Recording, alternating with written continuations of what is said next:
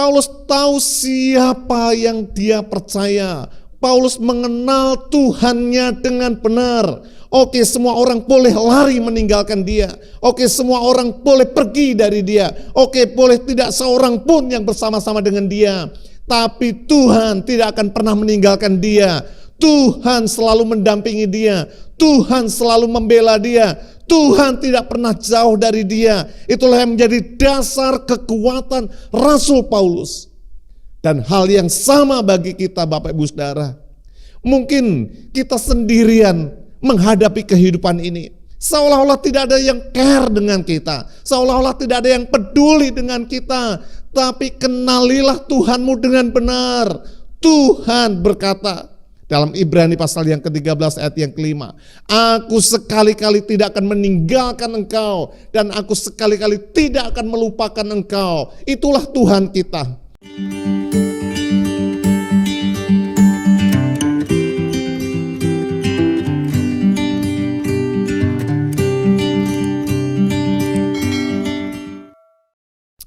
Bapak Ibu Saudara yang dikasihi oleh Tuhan, sudah 6 bulan lebih kita menjalani situasi yang sulit di masa pandemi ini.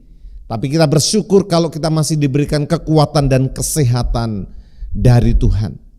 Namun demikian kita tidak pernah bisa memastikan ke depan apakah kita akan terpapar COVID-19 atau tidak. Nampaknya virus ini secara acak bisa terkena kepada siapapun juga tanpa pandang bulu siapa orangnya. Tapi Bapak Ibu Saudara yang dikasihi oleh Tuhan, yang bisa kita pastikan adalah bagaimana kita dapat mengakhiri kehidupan ini dengan baik. Sekali lagi, kita tidak bisa memastikan apakah kita terpapar COVID-19 dan kita tidak bisa pastikan apakah kita meninggal karena COVID-19 atau hal yang lain. Tapi satu hal yang kita bisa pastikan, bahwa kita bisa mengakhiri kehidupan ini dengan baik. Bapak Ibu Saudara dikasihi Tuhan, kita membuka bagian firman Tuhan dari 2 Timotius pasal yang keempat ayat yang ke-9. 2 Timotius pasal 4 ayat yang ke-9 sampai dengan ayat yang ke-18. Firman Allah berbunyi, berusahalah supaya segera datang kepadaku, karena Demas telah mencintai dunia ini dan meninggalkan aku. Ia telah berangkat ke Tesalonika, Kreskes telah pergi ke Galatia dan Titus ke Dalmatia. Hanya Lukas yang tinggal dengan aku. Jemputlah Markus dan bawalah ia kemari karena pelayanannya penting bagiku. Tikikus telah kukirim ke Efesus. Jika engkau kemari, bawa juga jubah yang kutinggalkan di Troas di rumah Karpus dan juga kitab-kitabku, terutama perkamen itu. Alexander tukang tembaga itu telah banyak berbuat kejahatan terhadap aku. Tuhan akan membalasnya menurut perbuatannya. Hendaklah engkau juga waspada terhadap dia karena dia sangat menentang ajaran kita. Pada waktu pembelaanku yang pertama tidak seorang pun yang membantu aku. Semuanya meninggalkan aku. Kiranya hal itu jangan ditanggungkan atas mereka. Tetapi Tuhan telah mendampingi aku dan menguatkan aku. Supaya dengan perantaraanku Injil diberitakan dengan sepenuhnya. Dan semua orang bukan Yahudi mendengarkannya. Dengan demikian aku lepas dari mulut singa. Dan Tuhan akan melepaskan aku dari setiap usaha yang jahat. Dia akan menyelamatkan aku sehingga aku masuk ke dalam kerajaannya di surga. Baginya lah kemuliaan selama-lamanya. Amin. Bapak Ibu Saudara yang diberkati oleh Tuhan, secara sepintas nampaknya ini adalah pesan-pesan terakhir, salam-salam terakhir yang umum dijumpai dalam setiap surat-surat Paulus. Tapi sebetulnya kalau kita gali lebih dalam lagi, dalam ayat-ayat ini terkandung kebenaran yang luar biasa. Mengapa Paulus bertahan sampai akhir?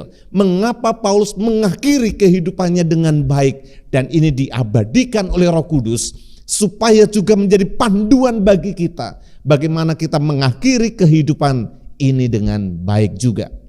Bapak Ibu Saudara yang dikasihi oleh Tuhan, ayat-ayat ini merupakan ayat-ayat terakhir dari seluruh surat Rasul Paulus sebelum akhirnya dia dieksekusi, dijatuhi hukuman mati oleh kaisar. Mengapa demikian? Oleh karena kita tahu pada waktu tahun 60-62 Rasul Paulus ditangkap di Yerusalem dan kemudian dibawa ke Roma. Selama 2 tahun dia dipenjara di Roma. Tapi tahun 63 dia dilepaskan dan dia melakukan pelayanan mengunjungi jemaat-jemaat yang telah dia dirikan. Tapi tahun 67 dia ditangkap kembali dan dia dijebloskan ke dalam penjara Mamertine di kota Roma, dan kemudian tahun 68 dia dieksekusi, dipancung kepalanya. Bapak Ibu Saudara, itulah sebabnya di dalam ayat-ayat sebelumnya kita melihat di dalam pasal yang keempat ini juga dikatakan dalam ayat yang ke-6, mengenai diriku, darahku sudah mulai dicurahkan sebagai persembahan dan saat kematianku sudah dekat. Aku telah mengakhiri pertandingan yang baik, aku telah mencapai garis akhir dan aku telah memelihara iman.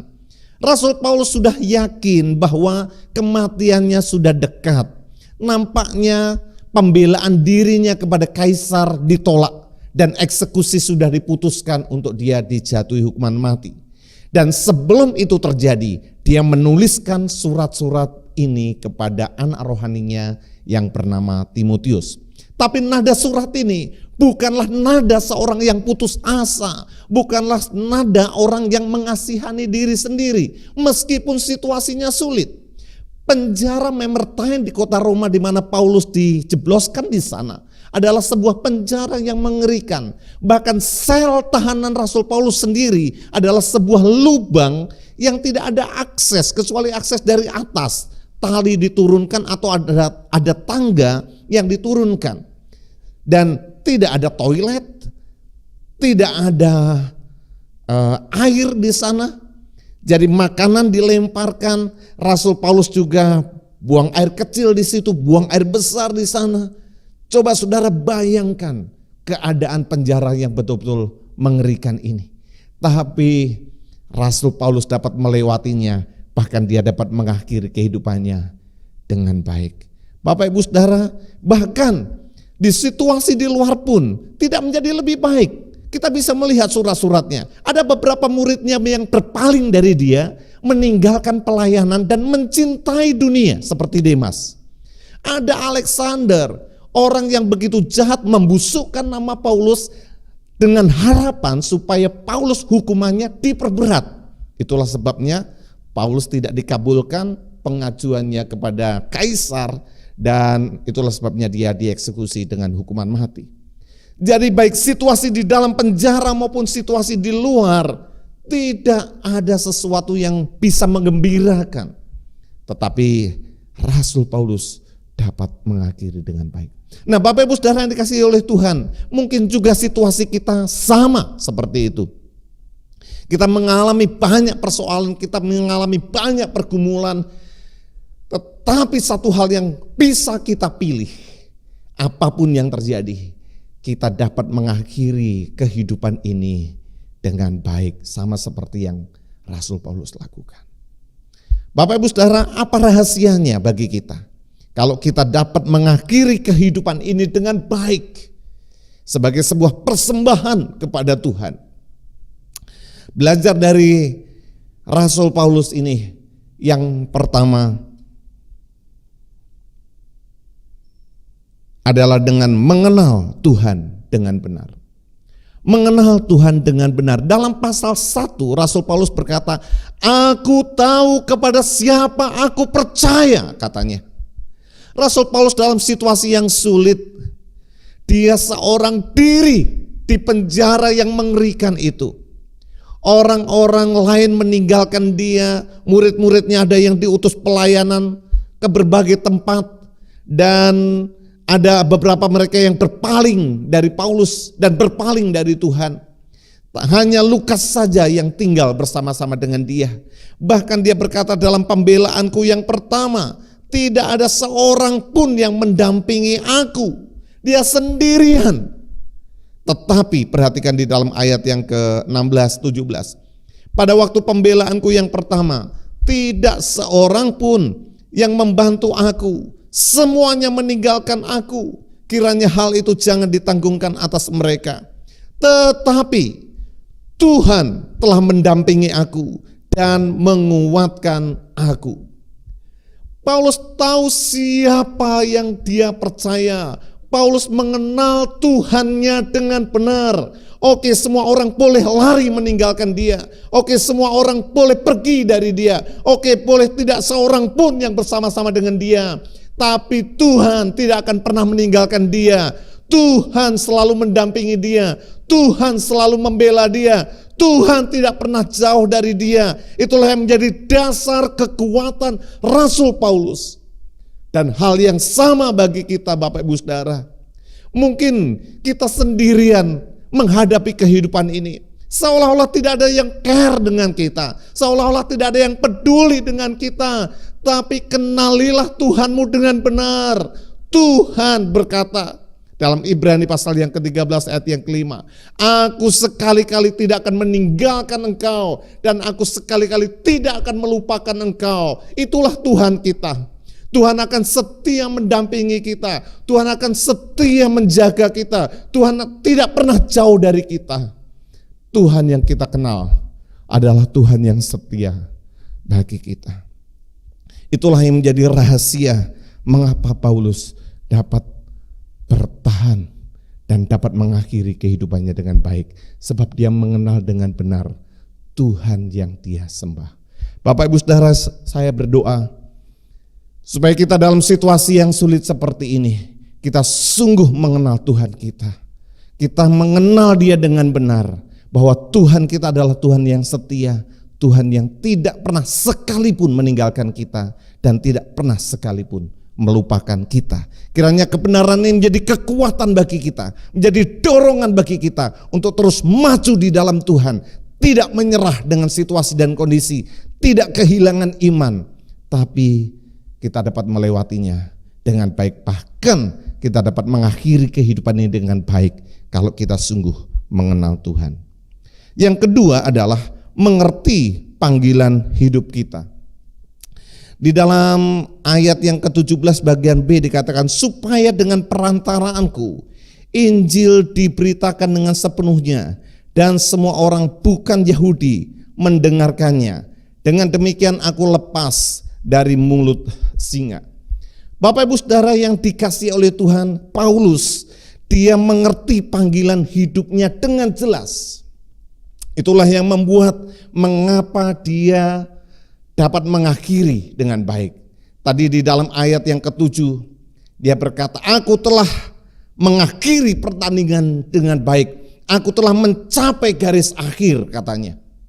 Iya, sebab dia mempunyai tujuan hidup yang jelas. Dia mengerti panggilan hidupnya dengan jelas. Dia dipanggil untuk maksud pemberitaan kabar baik kepada bangsa-bangsa bukan Yahudi. Bahkan di dalam Kisah Para Rasul pasal yang ke-19, dia berkata, aku tidak menghiraukan nyawaku sedikit pun asal saja Injil ini dapat diberitakan. Dalam 1 Korintus pasal yang ke-9, dia berkata, kalau aku harus memberitakan Injil, itu adalah keharusan bagiku. Celakalah aku kalau aku tidak memberitakan Injil.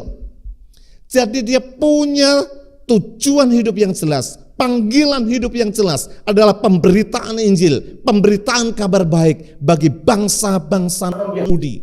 Itulah sebabnya dia berkeliling mulai dari Asia kecil sampai ke Eropa. Jemaat-jemaat berdiri oleh karena Paulus mempunyai tujuan hidup yang jelas.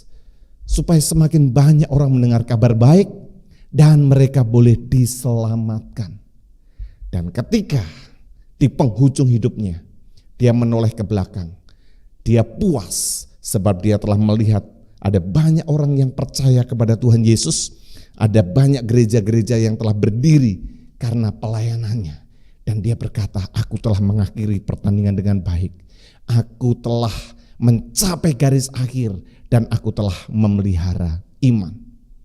Bapak Ibu Saudara yang dikasihi oleh Tuhan, panggilan yang jelas inilah yang Tuhan ingin kita punyai supaya kita dapat mengakhiri pertandingan ini dengan baik juga. Ada banyak orang yang tidak bisa mengakhiri pertandingan dengan baik, tidak bisa mengakhiri kehidupan dengan baik. Mengapa? Karena tidak jelas tujuan hidupnya, tidak jelas panggilan hidupnya. Kalau ditanya apa panggilan hidupmu? Wah, saya ini seperti sungai yang mengalir. Saya seperti arus ya. Pokoknya hanyut saja mengikuti arus kemana hidup ini membawa. Itu orang yang tidak punya tujuan hidup. Kalau orang punya tujuan hidup, dia akan melangkah dengan pasti. Hidup saya adalah saya ingin menjadi berkat bagi banyak orang supaya melaluinya nama Tuhan dipermuliakan. Kalau itu menjadi tujuan hidupnya, dia tidak akan menjadi batu sandungan bagi orang lain.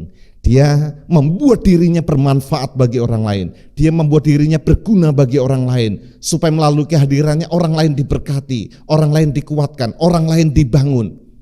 Jadi tujuan hidup, panggilan hidup, itulah yang menggerakkan dia, itulah yang mengarahkan dia. Apa yang menjadi tujuan Bapak Ibu Saudara? Apa yang menjadi panggilan Tuhan dalam hidup kita? Setiap kita harus secara serius mencari apa panggilan hidup kita kepada Tuhan. Supaya apa? Supaya kita bisa mengerti apa yang kita lakukan selama di dunia ini. Sehingga di penghujung hidup kita, sama seperti Paulus, kita berkata, aku telah mengakhiri pertandingan dengan baik, aku telah mencapai garis akhir. Artinya panggilan Tuhan yang Tuhan berikan kepada Rasul Paulus sudah terpenuhi. Apakah kita juga bisa berkata yang sama? Di penghujung hidup kita, kita berkata, syukur Tuhan, terima kasih, aku sudah sampai di sini. Panggilan-Mu terhadap saya sudah aku lakukan dan aku siap untuk menghadap Engkau. Bapak Ibu Saudara, temukan apa panggilan Tuhan dalam hidupmu. Menjadi saksi Tuhan, itu pasti. Membawa pemberita kabar baik, itu pasti. Menjadi berkat bagi orang lain supaya nama Tuhan dimuliakan, itu pasti. Itulah panggilan Tuhan yang kita dapat temukan di dalam firman Tuhan. Nah, yang ketiga adalah meyakini kehidupan kekal yang menanti kita. Perhatikan di dalam ayat yang ke-18, dan Tuhan akan melepaskan aku dari setiap usaha yang jahat. Dia akan menyelamatkan aku sehingga aku masuk ke dalam kerajaannya di surga. Baginya lah kemuliaan selama-lamanya. Amin. Bapak Ibu Saudara, ini sungguh mengharukan. Di penghujung hidupnya, sebelum Paulus dieksekusi, dipancung kepalanya, dia melihat ke depan bahwa Tuhan akan membawa dia masuk ke dalam kerajaannya di surga. Sebuah keyakinan, sebuah kepastian yang kokoh. Kemana dia akan pergi, kemana dia akan pulang, tidak lain tidak bukan, pintu surga sudah terbuka bagi dia. Tuhan berdiri menyambut kepulangan dia sebagai hambanya yang setia. Dan keyakinan itulah yang membuat Rasul Paulus tidak gentar saat dia diborgol, saat dia dibawa kepada Algojo, saat Algojo mengayunkan pedang untuk memancung kepalanya. Paulus menghadapi itu semua dengan tidak gentar, sebab dia tahu bahwa kematian dia mengantarkan dia masuk ke dalam kerajaan surga yang mulia yang sudah terbuka bagi dia. Bukan hanya itu saja. Dalam ayat yang ke-8 tadi dikatakan, sekarang telah tersedia bagiku mahkota kebenaran yang akan dikaruniakan kepadaku oleh Tuhan, hakim yang adil pada harinya. Tetapi bukan hanya kepadaku, melainkan juga kepada semua orang yang merindukan kedatangannya. Anak manusia, yaitu Tuhan Yesus Kristus itu sendiri, berdiri di pintu surga, menyambut kepulangan dia. Dan bukan hanya dia berdiri, tapi di tangannya ada mahkota kebenaran yang siap diberikan kepada Rasul Paulus karena dia setia dengan panggilannya. Dan ini adalah sebuah kepastian. Itulah sebabnya Rasul Paulus kuat, Rasul Paulus dapat bertahan, Rasul Paulus dapat mengakhiri kehidupannya dengan baik. Sebab dia meyakini kehidupan yang kekal yang menanti dia. Sebab dia meyakini Anak manusia Tuhan Yesus Kristus siap menyambut kepulangan Dia dengan mahkota kebenaran yang ada di tangannya. Bapak Ibu Saudara, kebenaran ini beberapa kali muncul dalam Alkitab. Kita tahu Stefanus, ketika Stefanus dilempari batu oleh orang-orang Yahudi, dia menatap ke langit dan berkata, "Aku melihat Anak Allah berdiri dan menyambut aku." Jadi Bapak Ibu Saudara, kita harus pastikan kemana kita akan pulang. Bagi Bapak Ibu Saudara yang masih belum yakin keselamatannya, belum terlambat untuk hari ini engkau membuka hatimu, menyambut Yesus Kristus sebagai Tuhan dan Juru Selamatmu secara pribadi. Supaya engkau pasti bahwa kapan saja engkau meninggal, pintu surga terbuka bagimu, siap untuk menyambutmu. Bagi saudara yang sudah menjadi anak Tuhan dan saudara butuh dorongan, setialah dalam mengikut Tuhan, hiduplah dalam kekudusan, nantikanlah Tuhan. Sebab ayat 8 tadi, Paulus berkata, bukan hanya kepadaku, melainkan juga kepada semua orang yang merindukan kedatangannya. Merindukan kedatangannya itu berarti hidup dalam kekudusan, hidup dalam penantian. Orang yang demikian akan mendapatkan mahkota kebenaran. Bapak Ibu Saudara yang dikasihi oleh Tuhan, sekali lagi kita tidak pernah tahu kapan giliran kita untuk meninggal, kapan akhir hidup kita. Tapi kita bisa memastikan bahwa kita dapat mengakhiri kehidupan kita dengan baik kalau kita sungguh mengenal Tuhan dengan benar. Sekali lagi, Tuhan yang kita sembah tidak pernah meninggalkan engkau. Dia selalu setia mendampingi engkau. Jangan kau merasa seorang diri. Tuhan selalu bersama dengan engkau. Tuhan selalu ada di sisimu. Yang kedua, kalau kita mengerti panggilan hidup kita, itu yang akan memberi kepada kita untuk kita memastikan mengakhiri hidup kita dengan benar. Apa yang menjadi panggilan hidupmu? Firman Allah memberitahu, kita dipanggil untuk memberitakan kabar baik. Kita dipanggil untuk menjadi saksi Kristus. Kita dipanggil untuk menjadi berkat bagi orang lain. Hidupilah panggilan itu. Dan yang ketiga, kalau kita meyakini masa depan kekal kita dalam kerajaan surga. Kalau kita sungguh meyakini bahwa Tuhan Yesus akan menyambut kepulangan kita dengan mahkota kebenaran yang ada di tangannya. Ini akan memberi kita kekuatan. Kita tidak perlu takut.